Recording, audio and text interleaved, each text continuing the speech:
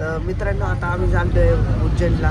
तर बघू शकतात भरपूर लोक आले आहेत आमच्या सोबत. तर बघूया पुढचा व्लॉग.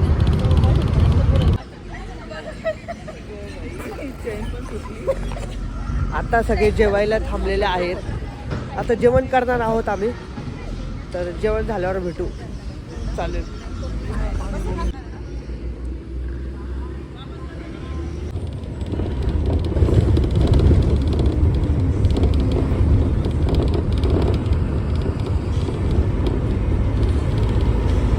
आता आम्ही चाललोय ओंकारेश्वरच्या मंदिरात दर्शन करायसाठी. रिक्षाने चाललोय. आमचा सगळा ग्रुप चाललाय. तर चला बघूया कसं होतं दर्शन. बाय. आले नर्मदा नदीकडे.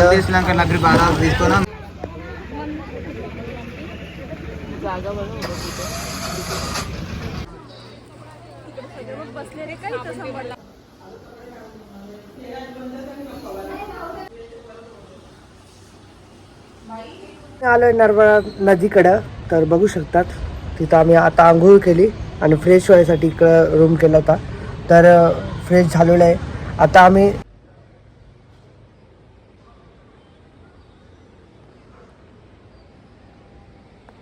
आम्ही आले ओंकारेश्वरचं दर्शन करण्यासाठी आम्ही जातोय आता. चला मग.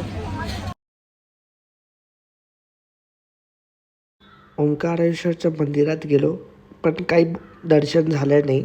मग सगळं आम्ही आमचा ग्रुप तिकडं बम्मेश्वर ज्योतिर्लिंग इथे आम्ही जायला निघालो. पण आम्हाला सगळ्यांना खायचं होतं.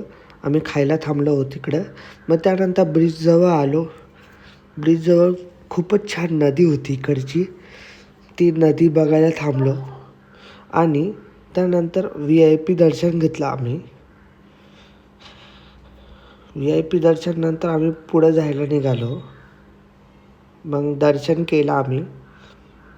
खूपच चांगलं दर्शन झालं पण खूप गर्दी होती.